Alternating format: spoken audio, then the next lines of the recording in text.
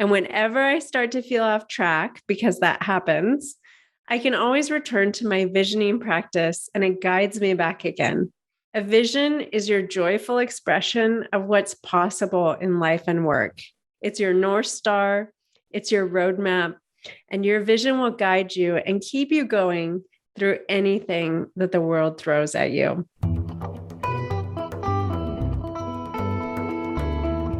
Welcome to Leap Like Me. If you can't shake the feeling that you're not on the right path, if you feel called to change things up but don't know how to begin, you're in the right place. I'm your host, Lisa Hawashi, and my specialty is coaching people at those crossroads moments in life when you feel called to take a new direction. Sometimes that means taking a leap. I want to share practical advice and inspiration for your leaps and how to keep going after your dreams in a challenging world. This season, we're talking all about career leaps. Come along for the conversation.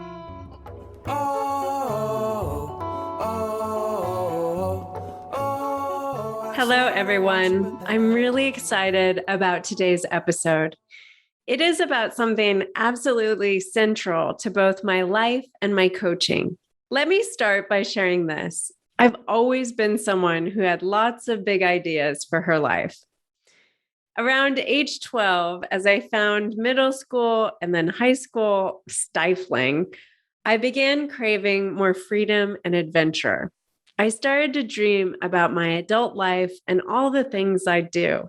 Then, when I actually became an adult, amid all my new responsibilities, I found it really hard to actually make my dreams a reality. And looking back, I see this as the essential struggle of my 20s. So when I hired my first life coach shortly after I turned 30 and had a turning 30 crisis, and I learned from her that there were some practical and totally doable strategies for making real what I most wanted for my career and life. It blew my mind. I wondered, why didn't everyone know about this?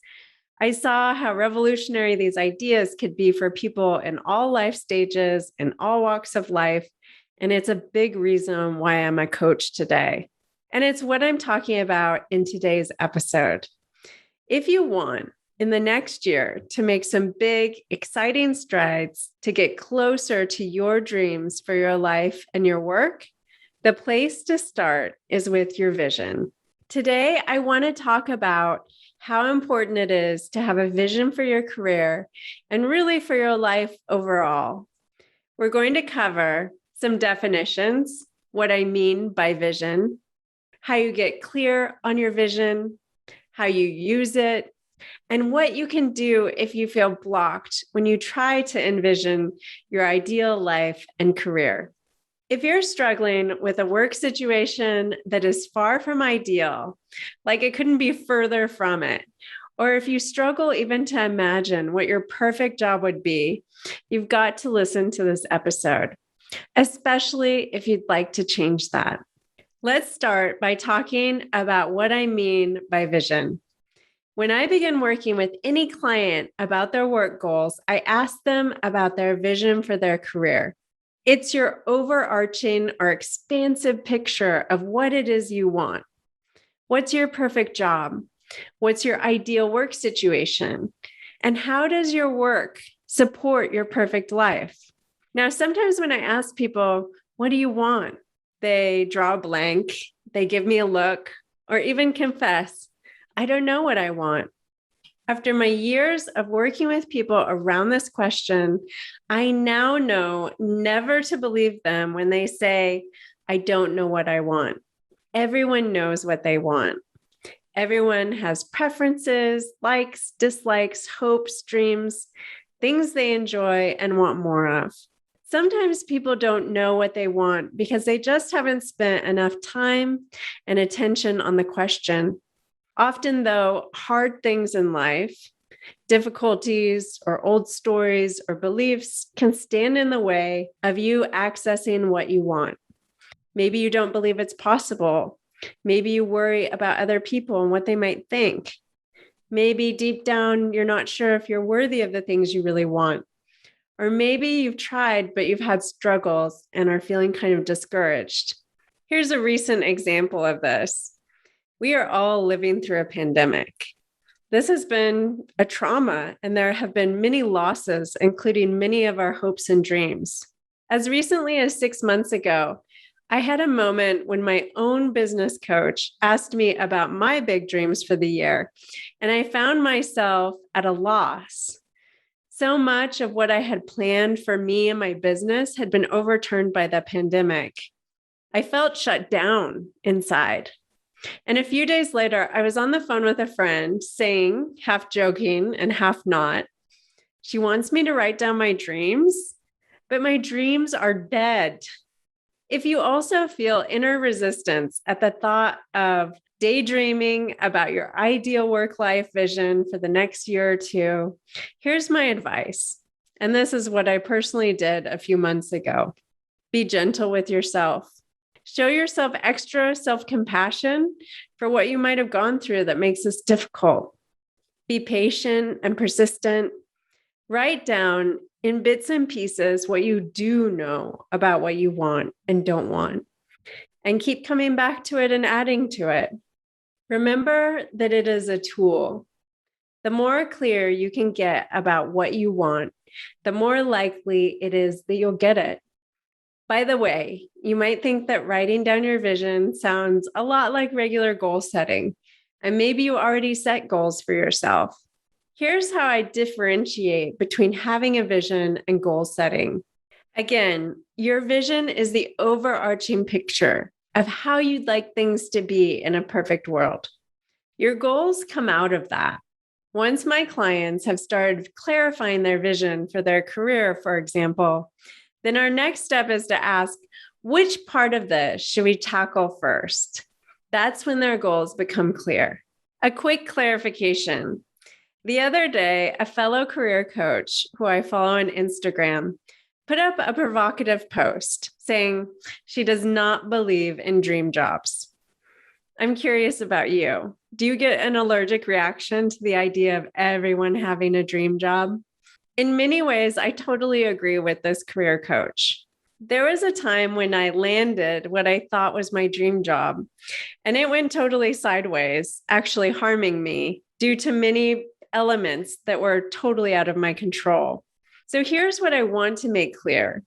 When I talk about your dream job, your perfect job, your ideal job, I don't actually believe that it exists. Just like I don't believe happily ever after exists in love.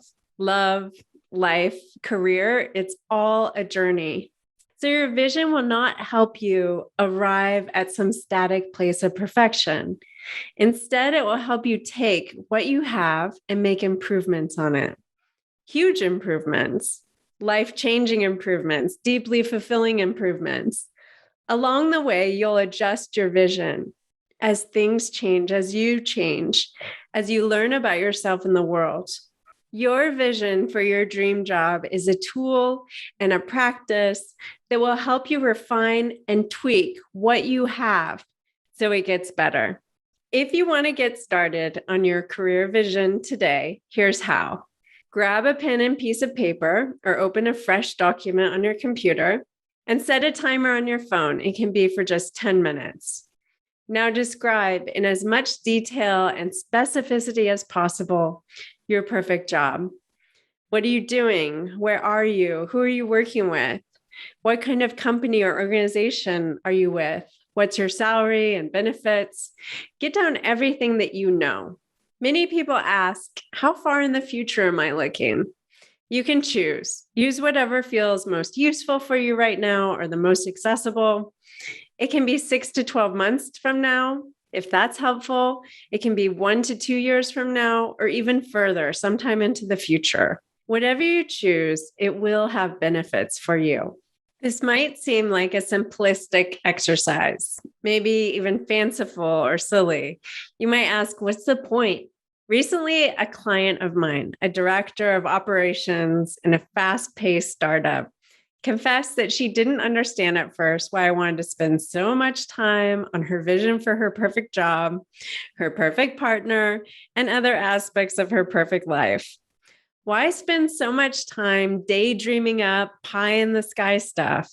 But now, as she's interviewing for a job that's remarkably similar to her description of her perfect job, and as she's dating a new guy who somehow fits her description of her perfect partner, she gets it. When you see your vision starting to work for you, it can definitely feel magical. And some people totally embrace the woo-woo elements of visioning.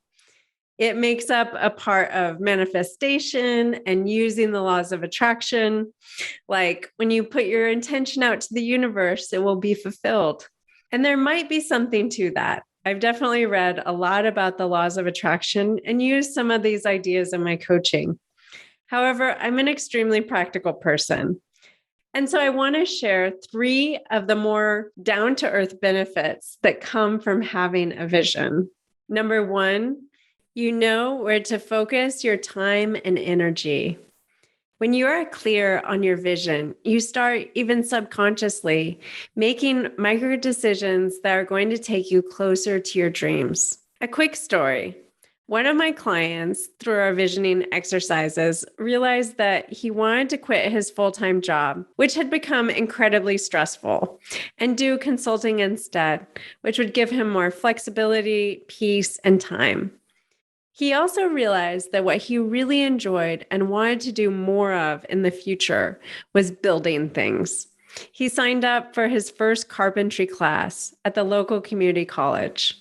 Recently, he wrote me. It's been several years, and said that one class then led him to more classes in design and fabrication, woodworking, and more, until he realized that he had accidentally almost completed a new certificate program in digital fabrication. He wrote, "I can't tell you how excited I am about what's next for me. Thank you, Lisa, for helping me create a life where I feel happier, excited about new opportunities, and above all, have agency." Incredible, right? Here's another benefit of having a vision. You are priming your brain to see opportunities when they pop up in front of you that you might have totally missed if you hadn't clarified what you wanted. Let me give you an example of this. So I mentioned I hired my first coach shortly after turning 30. And this is when I had some really big questions about my career path. The first thing she had me do was make a list of the characteristics of my perfect job.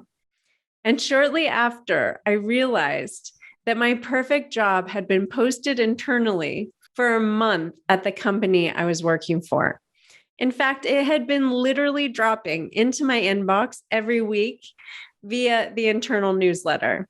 I'd written this job off for several reasons, which all seemed valid at the time, but now seem silly.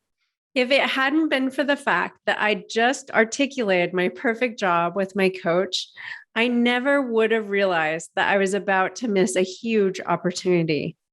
I was almost too late to apply. A month later, I was in that job, which surpassed anything I could have imagined for myself only a few months earlier in terms of salary, responsibilities, visibility, and straight up adventure. Finally, here's the third benefit of having a vision. Every time you sit down to daydream and state your vision, you are expanding your sense of what's possible. You are pushing up against your own self-imposed limitations or the limitations that people around you have for you. Think of your favorite rags to riches story or a story of someone overcoming impossible odds to arrive at where they are today. What do they all have in common? They had a vision. Like my guest and friend, Sika Stanton, who is in episode 23, whose vision is to join the ranks of the small group of Black women cinematographers working in Hollywood. Or like many first-generation immigrant families like my father's. They envisioned a better life for their children and worked so hard toward it. Like activists like Malala Yousafzai or Greta Thunberg, they're driven by a vision for social change. We all know the principles and power behind a vision, and I'm inviting you to use it in your own everyday life and career. Having a vision is like adding a new practice to your life. Your meditation practice is building your mindfulness muscle. Your exercise routine is building your actual muscles. And a visioning practice is building your muscle of imagining what is possible for yourself, for your relationships, and for your world around you. Before we wrap up this episode today, I want to share a few more things I've learned about having a vision and what it can do for you since I started using this practice nearly 15 years ago. What I've learned is that having a vision can motivate you, energize you, and revive you when things get tough. It can offer you clues about what's most important to you. It shows you your values, your joy, and what you feel like is most meaningful in life. And a shared vision has a lot of power. It can unite you with others and strengthen your relationships. In a friendship, a partnership, or a marriage, it can hold you together. In a team, it can inspire amazing results. And in a company or a cause, it can lead to incredible work and impact. For example, you might have heard of the concept of a BHAG, a big, hairy, audacious goal. If you've read Built to Last, Successful Habits of Visionary Companies by Jim Collins and Jerry Porras. Jim Collins was the author of the super well-known book, Good to Great, which I also recommend. In Built to Last, though, Collins and Porras show how companies who are able to rally their employees around a BHAG were able to achieve incredible things.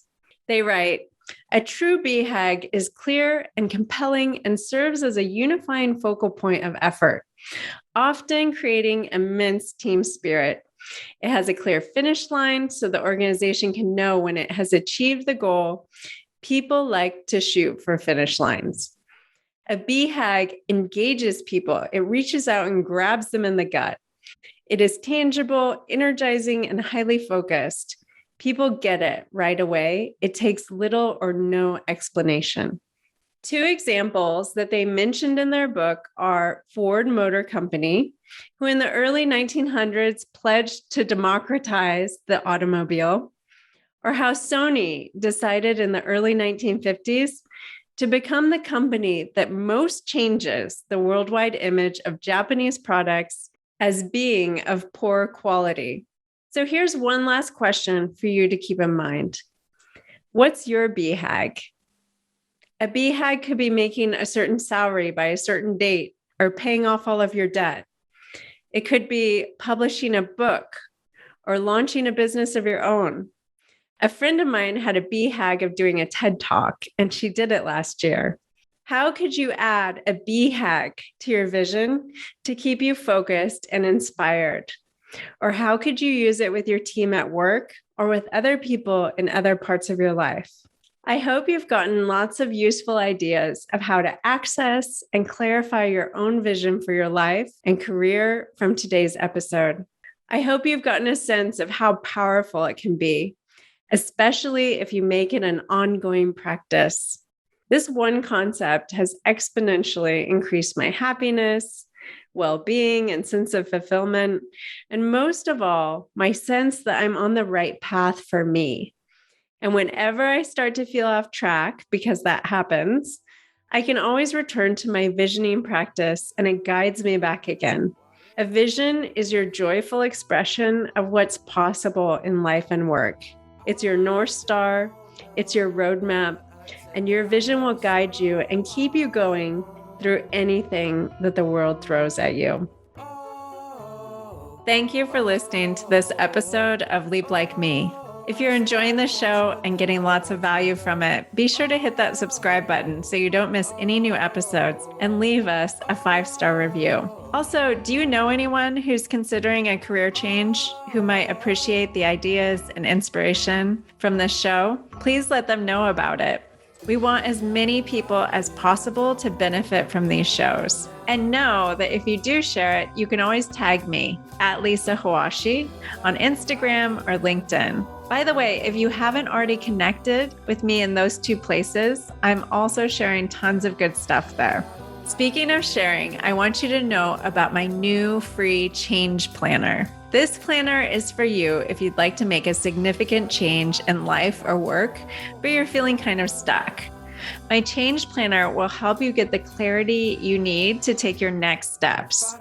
Inside, I'll show you how to understand what you really want and why it's important, how to face your fears constructively so they don't hold you back. And this planner also has a scenario cruncher.